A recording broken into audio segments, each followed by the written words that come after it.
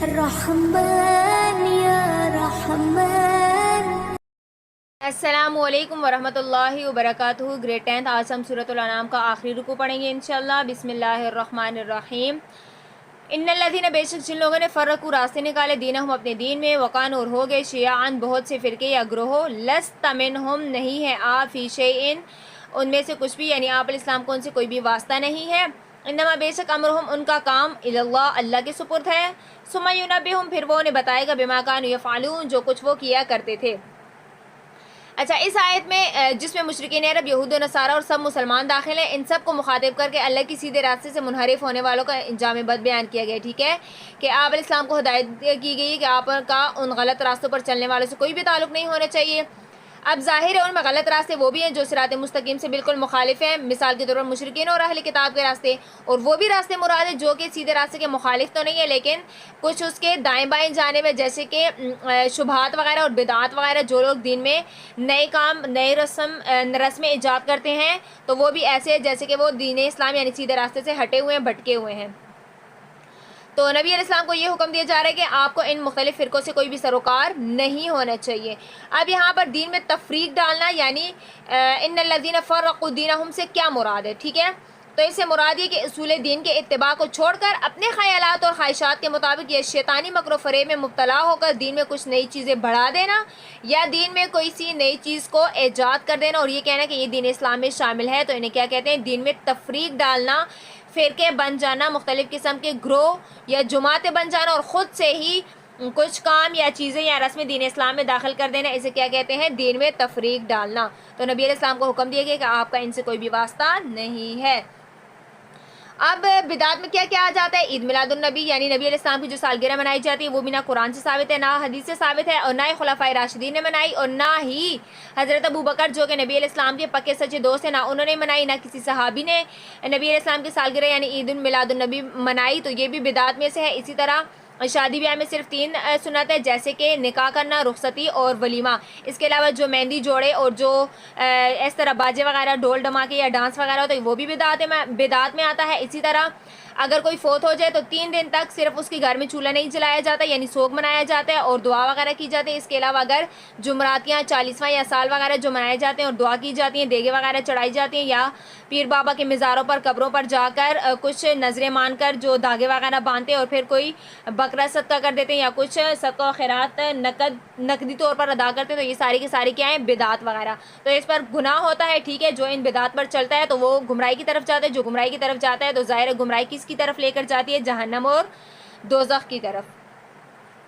اگلی آیت ہمارے پاس کیا ہے، من جاء جو لے کر آتا ہے بالحسنۃ نیکی فلہ عشر امثالھا تو اس کے لیے اس کا دگنا اجر ہے، یعنی 10 گنا زیادہ۔ ومن جاء اور جو کوئی لاتا ہے بالسیئۃ برائی فلا یجزی تو اسے سزا نہیں دی جاتی الا مگر مثلھا اسی کے برابر، وہم لا یظلمون اور اس پر ظلم نہیں کیا جاتا۔ ظاہر ہے اب اگر کسی کے دل میں نیکی کا خیال آتا ہے تو اس پر 1 نیکی کا ثواب دے دیا جاتا ہے اسے، لیکن جب وہ اس نیک کام پر عمل کرتا ہے تو 10 گنا زیادہ اسے اجر و ثواب ملتا ہے۔ اسی طرح اگر کسی کے دل میں برائی کا خیال آتا ہے تو اسے سزا نہیں دی جاتی، اگر برائی کا خیال آ گیا اور اس نے عمل نہ کیا تو اس کے بدلے میں اس کے لیے 1 نیکی لکھ دی جاتی ہے، لیکن برائی کا خیال آیا اور اس پر اس نے عمل کر دیا تو 10 گنا سزا اسے نہیں دی جاتی بلکہ صرف 1 گنا سزا دی جاتی ہے۔ اسی وجہ سے نبی اللہ پاک نے آیت کے آخر میں کیا فرمایا، وَهُمْ لَا يُظْلَمُونَ، کہ اللہ پاک کی عدالت میں کسی پر بھی ظلم نہیں کیا جائے گا، لیکن ہاں اللہ پاک رحم بہت زیادہ کرتے ہیں، اسی لیے اللہ پاک نے فرمایا کہ اس عدالت عالیہ میں، یعنی اللہ پاک کی عدالت میں اس چیز کا امکان نہیں کہ کسی پر ظلم ہو سکے، یا نہ کسی کے نیک عمل کے بدلے میں کمی کا امکان ہے، یعنی اگر کسی نے نیک عمل کیا تو اسے بدلہ پورا نہ دیا جائے، اور نہ کسی کے برے عمل میں اس سے زائد سزا کا احتمال ہے، یعنی ایسا بھی نہیں ہے اگر کسی نے گناہ کیا تو اس سے زیادہ بڑھ کر اسے سزا دی جائے، بلکہ اس کے گناہ کے بدلے میں اتنی اسے سزا دی جائے گی۔ کل آپ صلی اللہ علیہ وسلم فرما دیجئے، اننی بے شک ہدانی مجھے ہدایت دی ہے ربی میرے رب نے، الی صراط مستقیم سیدھے راستے کی طرف، دینن دین ہے، قیامن صحیح، ملت ابراہیم ابراہیم علیہ السلام کا، حنیفہ یک طرفہ یعنی ایک طرف، وما کان من المشرکین اور میں نہ تھا شرک کرنے والوں میں سے۔ اب یہاں پر یہ جو نبی علیہ السلام نے فرمایا نا کہ مجھے میرے رب نے ایک سیدھا راستہ بتا دیا ہے، ٹھیک ہے، تو نبی علیہ السلام کو یہ حکم دیا جا رہا ہے کہ آپ ان کفار مکہ اور کفار قریش کو یہ کہتے ہیں کہ میں نے تمہاری طرح اپنے خیالات یا اپنے باپ دادا کے رسموں کے تابع ہو کر یہ راستہ اختیار نہیں کیا، بلکہ جس دین اسلام کے راستے پر میں چل پڑا ہوں یہ راستہ مجھے میرے رب نے بتایا، اسی وجہ سے میں اس راستے پر عمل کر رہا ہوں۔ اسی طرح یہ جو ابراہیم علیہ السلام کے ملت یعنی مذہب کو کیا کہا؟ قیامن، یعنی قائم بھی ہے، مستحکم بھی ہے، سیدھا بھی ہے، حنیفہ اور یک طرفہ بھی ہے، ٹھیک ہے. تو اس وجہ سے ایک طرفہ کہا کیونکہ یہ دین مستحکم ہے، ٹھیک ہے. اور قیام جو ہے وہ قیام سے نکلا ہے. قیام کا مطلب ہے قائم رہنے والا، بالکل سیدھا. یعنی یہ جو ابراہیم علیہ السلام کا دین و مذہب ہے یہ کسی شخصی خیالات کا نہیں ہے، یعنی کسی کے باپ دادا کے رسم و رواج کا نتیجہ نہیں ہے، بلکہ اللہ پاک کی طرف سے عطا کردہ دین ہے، ٹھیک ہے. اور اس کے علاوہ اگر ہم یہ بھی دیکھیں کہ یہود نصارہ اور مشرکین عرب یہ آپس میں اگرچہ بہت ہی مختلف ہے، لیکن اس کے باوجود یہ حضرت ابراہیم علیہ السلام کی عزت و احترام اور حضرت ابراہیم علیہ السلام کی بزرگی پر سب متفق ہے، یعنی کسی کا بھی اختلاف نہیں ہے. اسی وجہ سے اللہ پاک نے کیا فرمایا تھا ابراہیم علیہ السلام سے؟ انی جاعلک للناس اماما، کہ ہم آپ کو لوگوں کے لیے پیشوا یعنی امام بنائیں گے، یعنی ایسا امام جس کی پیروی بھی کی جائے. تو ظاہر ہے کہ یہ جو کفار قریش ہیں اور اس کے علاوہ جو بھی یہود و نصارہ مشرکین عرب یہ سارے کے سارے حضرت ابراہیم علیہ السلام کے بزرگی اور امامت اور ان کے مذہب پر متفق ہے، یعنی کسی کا بھی اختلاف نہیں ہے. تو اس وجہ سے یہ کہا. یہاں پر اب حضرت ابراہیم علیہ السلام کا خصوصی طور پر کیوں ذکر کیا؟ اسی وجہ سے کیا کیونکہ باقی جو انبیاء تھے ان کے جو مختلف مذہب کے لوگ تھے، چاہے وہ یہودی ہو، نصرانی ہو، عیسائی ہو، تو انہوں نے اپنے انبیاء کی خلاف ورزی کی تھی، ان کا حکم نہیں مانا تھا. لیکن ابراہیم علیہ السلام ایسے نبی ہیں کہ مختلف مذہب کے جو لوگ تھے انہوں نے بھی حضرت ابراہیم علیہ السلام کی عزت و احترام پر ان سب کا اتفاق تھا. جیسے کہ مثال کے طور پر آپ یہودیوں کو دیکھیں، انہوں نے عزیر علیہ السلام کو اللہ کا بیٹا قرار دیا، عیسائیوں نے عیسیٰ علیہ السلام کو خدا قرار دیا تھا، اور مشرکین عرب جو تھے انہوں نے ہزاروں پتھروں کو اللہ کا شریک مان لیا تھا. لیکن ابراہیم علیہ السلام کا مذہب جو تھا وہ ان سب سے یک طرفہ اور مختلف، یعنی ایک سیدھا دین اور مستحکم دین تھا. کل آپ صلی اللہ علیہ وسلم فرما دیجئے ان بے شک صلاتی، میری نماز، و نسکی اور میری قربانی، و محیائی اور میرا جینا، و مماتی اور میرا مرنا، للہ رب العالمین، اللہ کے لیے جو تمام جہانوں کا پالنے والا ہے. اس آیت میں آپ نسکی کو انڈرلائن کیجئے. نسک کی جمع ہے، اس سے مراد قربانی ہے، لیکن حج کے ہر کام، ہر طریقے، ہر عمل کو بھی نسک کہا جاتا ہے. اسی وجہ سے اعمال حج یعنی افعال حج یا حج کے ارکان کو بھی کیا کہا جاتا ہے؟ مناسک حج. تو نبی علیہ السلام نے کیا فرمایا کہ میرا جو مرنا جینا ہے یا میری جو عبادت کرنی ہے یا جو میری قربانی کرنی ہے وہ ساری کی ساری کس کے لیے؟ اللہ پاک کے لیے. تو اسی طور پر ہر انسان اپنی زندگی کے ہر حال میں اور ہر کام میں اس کو پیش نظر رکھے کہ میرا اور تمام جہاں کا رب ایک ہی ہے، میں اللہ کا بندہ ہوں اور ہر وقت اس کی نظر میں ہوں، یعنی میں ہر وقت اللہ پاک کی نظر میں ہوں، یعنی میرا قلب، میرا دماغ، میری آنکھ، کان، زبان، ہاتھ، پاؤں، قلم، قدم اس کی مرضی کے خلاف نہیں اٹھنے چاہیے. جب یہ مراقبہ، یہ ڈر اور خوف ہمارے دل میں پیدا ہوگا تو ظاہر ہے کوئی بھی جرم یا مصیبت یا گناہ ہمارے آس پاس سے بھی گزر نہیں سکتا. اچھا، اس آیت کے بارے میں حضرت ابو موسیٰ اشعری رضی اللہ تعالیٰ عنہ ایک صحابی ہیں، وہ فرماتے ہیں کہ میرا دل چاہتا ہے کہ ہر مسلمان اس آیت کو بار بار پڑھے اور اس کو وظیفہ زندگی بنا لے. اب ظاہر ہے اب جو شخص اس آیت کو بار بار پڑھے گا تو ظاہر ہے وہ اتنا ہی اللہ پاک کے قریب ہوتا جائے گا.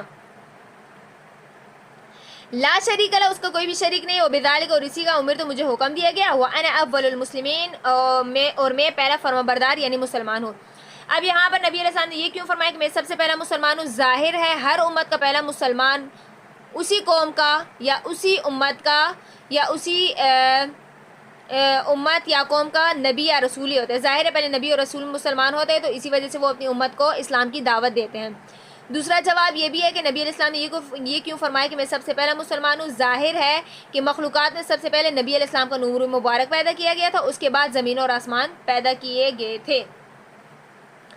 کل آپ صلی اللہ علیہ وسلم فرما دیجئے اغیر اللہ کہ اللہ کے سوا ابغی میں تلاش کروں ربًا رب، وہو رب کل شیء اور وہ ہر چیز کا رب ہے، ولا تکسب اور نہیں کماتا کل نفس کوئی جان الا مگر علیہا اسی کے ذمہ ہے، ولا تزر وازرۃ اور نہیں اٹھاتا کوئی بوجھ اٹھانے والا وزر اخرى دوسرے کا بوجھ، ثم الی ربکم پھر تم نے اپنے رب کی طرف مرجعکم لوٹ کر جانا ہے، فینبئکم پھر وہ تمہیں بتائے گا بما کنتم فیہ تختلفون جس میں تم اختلاف کرتے تھے. اب اگر کچھ کفار مکہ یا کچھ کفار قریش نے یہ جو نبی علیہ السلام کو کہا تھا کہ آپ ہمارے دین کو برا بلا نہ کہیں، ہم آپ کے دین کو برا بلا نہیں کہیں گے، اور تو نبی علیہ السلام کو یہ حکم دیا گیا کہ تمہاری یہ جو دعوے ہیں یہ بالکل جھوٹے ہیں، کیونکہ کوئی بھی کسی کے گناہ کا بوجھ نہیں اٹھا سکتا. جیسے کہ دنیا میں ہوتے ہیں اگر جرم ایک کرتا ہے تو وہ سزا دوسرے پر ڈال دیتا ہے، لیکن اللہ پاک کی عدالت میں ایسا کرنے کا کوئی بھی امکان نہیں ہے، بلکہ یہ ایک ناممکن بات ہے، کیونکہ جو انسان جو گناہ کرتے ہیں وہ اس کے نامہ اعمال میں لکھ دیے جاتے ہیں، جو کہ میدان محشر میں اس کے سامنے کھول دیا جائے گا اور اس کے سامنے رکھ دیا جائے گا. اس وجہ سے اب اگر کسی نے یہ کہا کہ صرف گناہ میں نامہ اعمال میں لکھ دیے جاتے ہیں لیکن اس پر جو سزا ملے گی ہم وہ سزا قیامت والے دن تمہارا اٹھا لیں گے لیکن تم ہمارے دین کو اختیار کر لو، تو اس کا جواب بھی اللہ پاک نے دے دیا، وَلَا تَزِرُ وَازِرَةٌ وِزْرَ أُخْرَى، یعنی کوئی بھی بوجھ اٹھانے والا کسی دوسرے کا بوجھ نہیں اٹھائے گا، جو مجرم ہوگا اسے ہی سزا ملے گی۔ وَهُوَ الَّذِي، وہی ذات پاک ہے، جَعَلَكُم، جس نے تمہیں بنایا، خَلَائِفَ الْأَرْضِ، زمین کا خلیفہ نائب، وَرَفَعَ، اور بلند کر دیے، بَعْضَكُم، تم میں سے بعض کے، فَوْقَ بَعْضٍ،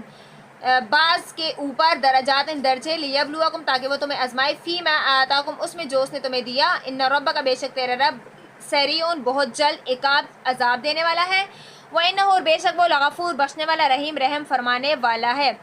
اب یہاں پر خلائف کو انڈر لائن کریں، یہ خلیفہ کی جمع ہے، خلیفہ کا مطلب ہے نائب، ٹھیک ہے، یا کسی کا قائم مقام یا گدی نشین۔